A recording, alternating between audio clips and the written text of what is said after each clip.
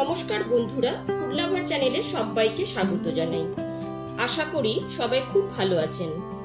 শীতকালে গরম ভাতে প্রথম পাতে অনেক রকম সবজি দিয়ে পালং শাকের রেসিপি খেতে আমরা অনেকেই খুবই পছন্দ করি। পালং শাক খাওয়া স্বাস্থ্যের পক্ষে খুবই ভালো, তাই আজ একদম সহজ পদ্ধতিতে পালং শাকের ঘন্ট রেসিপি শেয়ার করব। এটি বানানো খুবই সহজ, তাহলে চলুন ঝটপট রেসিপিটি দেখে নিই। আশা করি আমার আজকের রেসিপি সবার খুবই ভালো লাগবে। সবজি দিয়ে পালং শাকের ঘন্ট বানাবো, তার জন্য এখানে নিয়েছি কচি 2 আটি পালং শাক, আর সবজি হিসাবে নিয়েছি একটা ছোট আলু, 4টে কাঁচা লঙ্কা, 4টে থেকে 5টা সিম, একটা ছোট সাইজের বেগুন, কিছুটা কুমড়ো, কিছুটা ফুলকপি আর 2টো মূলো। এবার সমস্ত সবজিগুলোকে কেটে ধুয়ে নেব, আর পালং শাকটাকেও খুব ভালো মতো কেটে ধুয়ে নেব। পালং শাকের ঘন্ট বানাবার জন্য প্রথমেই একটা কড়াই খুব ভালো মতো গরম করে নিয়ে তাতে দিয়ে দিয়েছি পর্যাপ্ত পরিমাণে সর্ষের তেল। তেলটা এখানে খুব ভালো মতো গরম হয়ে গেছে। এরপর এর মধ্যে দিয়ে দিচ্ছি 6টা বড়ি। বড়িটাকে উল্টে পাল্টে লাল করে ভেজে নেব। গ্যাসের ফ্লেমটা লোতে রেখে বড়িগুলো উল্টে পাল্টে লাল করে ভেজে নিয়েছি। এবার সমস্ত বড়িগুলো একটা বাটিতে তুলে নেব। সমস্ত বড়িগুলো ভেজে তুলে নিয়েছি। পালং শাকের তরকারিতে যদি এরকম একটু বড়ি ভেজে দেওয়া হয় তাহলে স্বাদটা কিন্তু খুবই ভালো আসে। এরপর এতে ফোড়নে দিয়ে দিচ্ছি একটা শুকনো লঙ্কাটা আমি ফাটিয়ে দিয়েছি, আর 1 টেবিল চামচ 5 ফোড়ন। গ্যাসের ফ্লেমটা লোতে রেখে হালকা করে ভেজে নেব।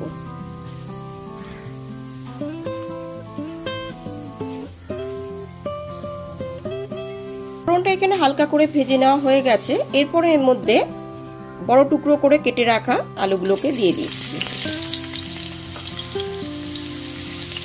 গ্যাসের ফ্লেমটা লো টু মিডিয়ামে রেখে 1 থেকে 2 মিনিট ধরে আলুগুলোকে একটুখানি ভেজে নিচ্ছি।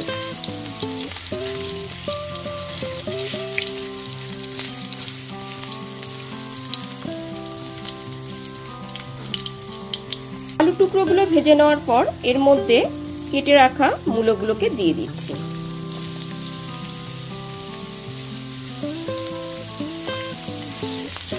মূলোটাকেও একটুখানি আলুর সাথে একটুখানি ভেজে নিচ্ছি।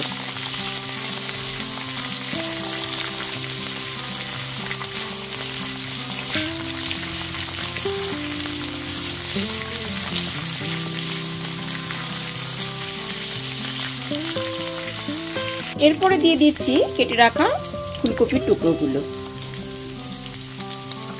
যেহেতু এই সবজিগুলো একটু সেদ্ধ হতে সময় লাগে, ওই জন্য আগেই এই সবজিগুলোকে ভেজে নিচ্ছি।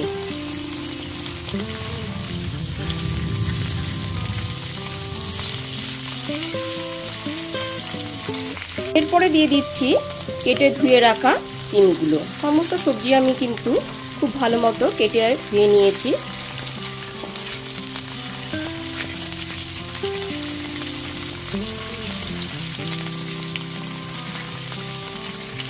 এরপর দিয়ে দিচ্ছি কেটে রাখা কুমড়োগুলোকে। কুমড়ো টুকরোগুলো দিয়ে খুব ভালো মতো একটুখানি মিশিয়ে নিচ্ছি।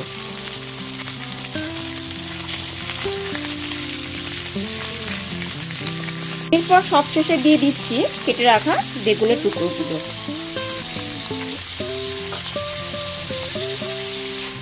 বেগুনের টুকরোগুলো দিয়ে দেওয়ার পর খুব ভালো মতো একটুখানি মিশিয়ে নিলাম।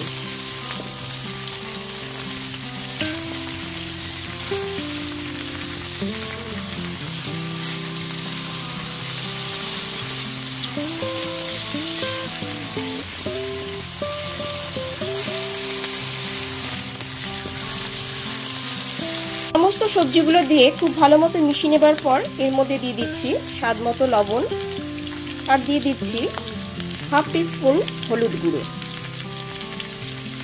লবণ আর হলুদ গুঁড়োটা খুব ভালো মতো সবজির সাথে মিশিয়ে নিচ্ছি।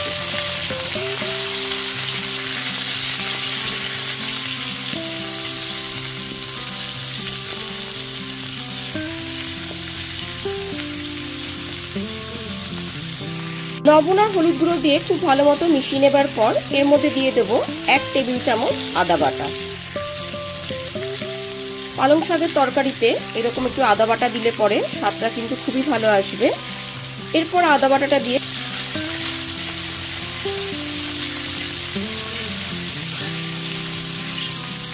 আদা দিয়ে খুব ভালো মতো মিশিয়ে নেবার পর গ্যাসের ফ্লেমটা লো টু মিডিয়ামে রেখে 5 থেকে 7 মিনিটের জন্য ঢেকে সবজিগুলোকে রান্না করে নেব। এতে সবজিগুলো খুব ভালো মতো একটু সুসেদ্ধ হয়ে যাবে। 4 থেকে 5 মিনিট পরে ঢাকনাটা খুলে এবার দেখে নিচ্ছি। খুব ভালো মতো একটুখানি সবজিগুলোকে নেড়ে নিচ্ছি।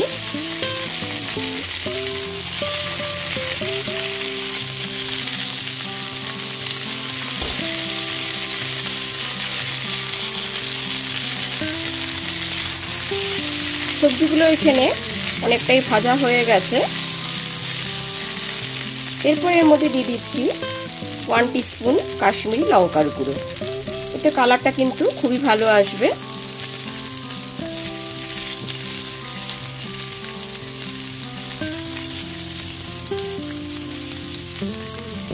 কাশ্মীরি লঙ্কা গুঁড়োটা খুব ভালো মতো মিশিয়ে নেবার পর এর মধ্যে এবার কেটে ধুয়ে রাখা সমস্ত শাকটাকে দিয়ে দিচ্ছি।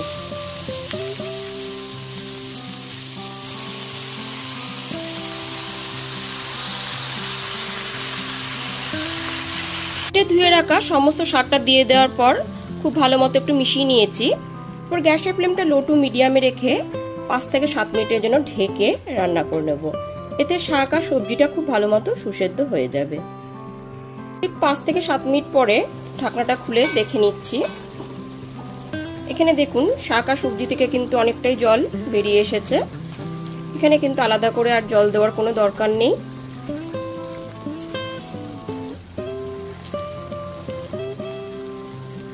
এরপর এর মধ্যে দিয়ে দিচ্ছি 3টে চেরা কাঁচা লঙ্কা আর দিয়ে দিচ্ছি 1 টিস্পুন চিনি।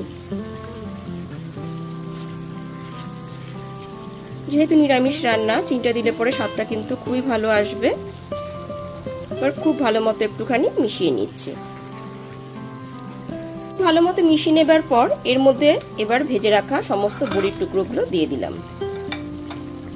বড়িগুলো দিয়ে খুব ভালো মতো একটু মিশিয়ে নিচ্ছি।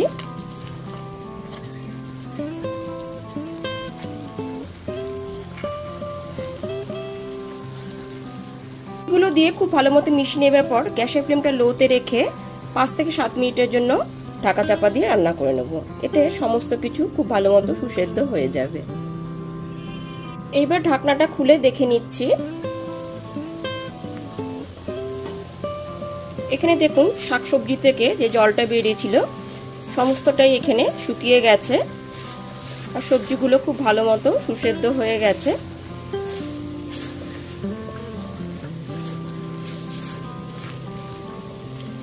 এখানে রান্নাটা আমার হয়েই গেছে। এবার গ্যাসের ফ্লেমটা অফ করে দেব। গ্যাসের ফ্লেমটা অফ করে দেওয়ার পর 2 থেকে 3 মিনিটের জন্য ঢেকে স্ট্যান্ডিং টাইমে রেখে দিলাম। এইবার একদমই ফাইনালি শীতের সবজি দিয়ে পালং শাকের রেসিপিটি পরিবেশনের জন্য রেডি হয়ে গেছে। গরম গরম ভাতের সাথে এটি খেতে অসাধারণ লাগবে। এছাড়া রুটি পরোটার সাথেও খেতে ভালো লাগে। তাহলে অবশ্যই আমার মতন করে পালং শাকের ঘন্ট রেসিপিটি বাড়িতে বানিয়ে নিন। আর রেসিপিটি ভালো লাগলে লাইক, কমেন্ট এবং অনেক বেশি বেশি করে শেয়ার করবেন। আর আমার চ্যানেলটা অবশ্যই সাবস্ক্রাইব করে পাশে থাকা বেল আইকনটি প্রেস করে দেবেন। তাহলে সমস্ত ভিডিও নোটিফিকেশন সবার আগে আপনার কাছেই পৌঁছে যাবে। তাহলে আজ এই পর্যন্তই, আবার হাজির হয়ে যাব নতুন করে রেসিপি নিয়ে। সবাই খুব ভালো থাকবেন, সুস্থ থাকবেন। ধন্যবাদ।